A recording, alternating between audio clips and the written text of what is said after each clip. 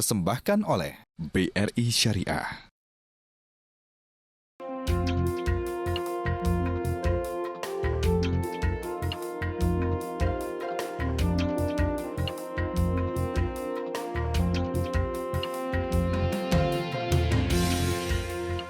Keikhlasan tanpa batas seakan telah menjadi cara hidup seorang Ridwan Hasan, mendirikan klinik pendidikan matematika dan ilmu pengetahuan alam atau yang biasa disingkat KPM pada tahun 2001. Sang ahli matematika ini mulai berjuang mewujudkan mimpinya dengan moto ikhlas, tegas, puas yang melekat di klinik matematikanya. Ridwan Hasan tidak mematok tarif bayaran kepada anak didiknya, hanya sebuah kotak amal yang bisa diisi dengan seikhlasnya. Pria yang mengambil gelar magisternya di Institut Pertanian Bogor yang sekaligus menjadi kota kelahirannya ini percaya bahwa meskipun lembaga hanya menerima bayaran seikhlasnya, hal itu tidak menjadikan kualitas pendidikan matematika yang diajarkan oleh lembaganya menjadi rendah.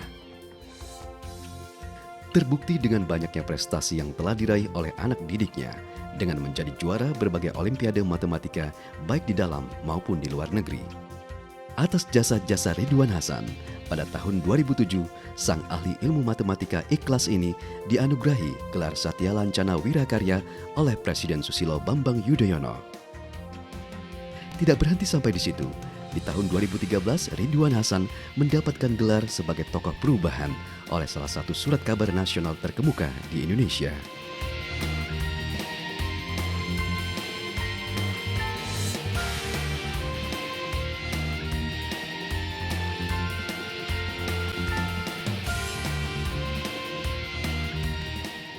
Mas Ridwan, tadi kita udah lihat ya anak-anak belajar bertani ya, belajar mengenal alam. Nah, ini kan saya baca, saya dengar Mas Ridwan ini dianugerahi tokoh perubahan nasional. Ya. Terutama yang menonjol katanya, karena Mas Ridwan ini banyak menelurkan juara-juara olimpiade matematik. Iya. Nah itu latar belakang pendidikannya Mas Ridwan itu sebenarnya apa sih kok bisa menelurkan banyak juara olimpiade matematik gitu Mas? Nah terus terang memang ini agak aneh ya. Kalau saya terus terang latar belakangnya itu teknik pertanian. S1-nya teknik pertanian. Lebih cocok ngajar anak-anak di learning farm tadi mungkin ya? Betul, S2-nya teknik pertanian. Cuman saya dari SMA tuh suka matematik gitu. Dan hampir menjadi tim Olimpiade Matematika Indonesia ya. Oh nah, gitu. Itu saja sih mungkin. Jadi saya hobi lah arahnya ke sana. Jadi memang suka matematik. Jadi Suka. matematik bukan hanya ilmu pengetahuan ya, udah jadi hobi nih Ya, sekarang. betul sudah jadi hobi. Nah, kemudian kan kalau milih anak-anak yang calon juara nih gitu ya, itu kan bukan cuman mungkin ya anak-anak sekarang tuh saya pengen gitu. Ya, Tapi mungkin kemampuannya mungkin nggak seberapa. Nah itu Betul. bagaimana cara Mas Ridwan melakukan seleksi mungkin atau upgrading mungkin ya kalau memang mereka emang kemampuan ada tapi mungkin belum cukup untuk menjadi juara. Ya. Kalau satu prosesnya pertama saya melakukan pelatihan ke daerah-daerah ya, melatih guru-guru mereka. Kemudian saya mengadakan kompetisi matematika di tingkat nasional. Sehingga anak-anak yang berbakat itu akan tersaring dan mereka juga sudah bisa memahami karena gurunya sudah saya latih duluan. Oh, jadi guru dilatih kemudian bikin kompetisi. Oke. Jadi guru itu kan nanti melatih muridnya itu yang ikut kompetisi dari yang kita buat gitu. Dan uniknya pelatihan guru juga kita buat seikhlasnya, kompetisinya pun bayarannya seikhlasnya. Waduh, subhanallah. Itu kemudian gimana tuh?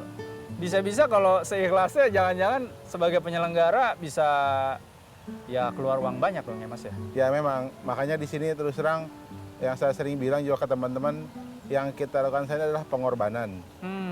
Nah masalah misalkan siapa yang akan mengganti dan peduli, pasti Allah yang akan ganti apa yang sudah kita korbankan. Subhanallah. Tapi sepanjang yang dilakukan gimana? Lebih banyak pengorbanan atau mungkin banyak pihak-pihak yang peduli mungkin dari orang tua anak-anak yang memang pengen anaknya untuk bisa jadi juara Olimpiade Matematik mungkin Mas Ridwan?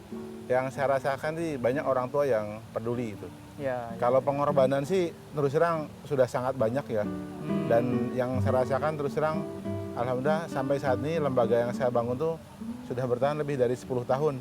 Wih, Walaupun ya 10 seperti tahun. itu sistemnya, bayarannya seikhlasnya. Les pun bayarannya seikhlasnya. Jadi anak yang berbakat tuh kita latih, kita bina, bayarannya seikhlasnya juga. Subhanallah. Nah, sampai saat ini udah berapa banyak yang Mas Ridwan jadikan gitu ya sebagai juara Olimpiade Matematik? Yang jelas sudah ratusan ya sejak tahun 2003. Karena banyak kompetisi yang kita ikuti dari mulai Singapura, India, Oke. Hong Kong, Taiwan, terus Cina, terus Nepal, terus saya juga banyak sekali pokoknya lomba yang sudah kita kunjungi. Turki, Bulgaria, Rumania itu banyak sekali. Luar biasa banget. Nah itu enak juga ya mungkin ya buat anak-anak itu menjadi sebuah hal yang menambah wawasan mereka ya, melihat negara-negara di mana mereka berkompetisi untuk jadi juara di situ ya. Ya, betul. Dan di kita pun anak yang tidak mampu, asal dia pintar, itu bisa ikut lomba ke luar negeri. Kita biayai, karena terus terang juga kita lembaga klinik pendidikan MIPA juga peduli dan banyak juga orang tua yang peduli juga akan membantu mereka gitu. Mas Ridwan, itu pertama kali bikin klinik Mas Ridwan itu. Disebutnya klinik kayak Ya, kayak tempat untuk menyembuhkan penyakit ya, padahal untuk mengupgrade kemampuan Ya. mereka ya. Betul. Itu banyak nggak yang ya mungkin skeptis, mungkin bilang, Mas Ridwan ngapain sih bikin klinik kayak gitu? Oh, banyak sekali. Jadi saya dimulai disebut orang gila, orang stres, terus juga teman yang bilang udah nggak mau temenan lagi, terus ada yang bilang aliran sesat. Saya pernah dicaci maki langsung di depan, istilahnya di depan muka. Saya terus terang tantangannya sangat banyak tapi buat saya karena saya cuma punya mimpi besar, saya tetap bertahan. Alhamdulillah sekarang justru kebalikannya gitu. Dulu saya murid cuma 2 orang, sekarang tuh ribuan. Cabang pun sudah di Surabaya, Solo, Semarang, Serang, Depok, Bekasi, nanti di Jember, nanti ke Sulawesi, Makassar, Riau, Medan. Itu semua seikhlasnya. Cuman terus terang penuh keringat dan air mata, Pak. Tapi semua insya Allah ya dapat keridoan dari Allah Subhanahu wa Ta'ala ya. Betul. Lalu Mas, ini saya merasa amazed sekali ya.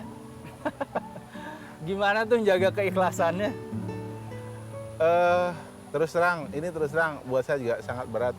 Tapi untung saya punya istri juga yang luar biasa, yang saya pikir sevisi. Jadi istri saya yang selalu mengingatkan untuk tetap sabar dan ibu juga di rumah. Ya. Yang jelas saya sudah punya prinsip begini, kita jarang bertemu di dunia, yang penting di akhirat kita kumpul. Karena saya terus terang jarang ketemu di dunia. Aduh, itu filosofinya jarang bertemu di dunia, yang penting di akhirat kumpul ya. Iya.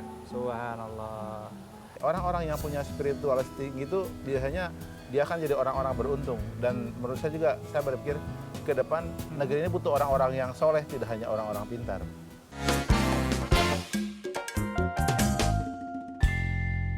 Dipersembahkan oleh BRI Syariah.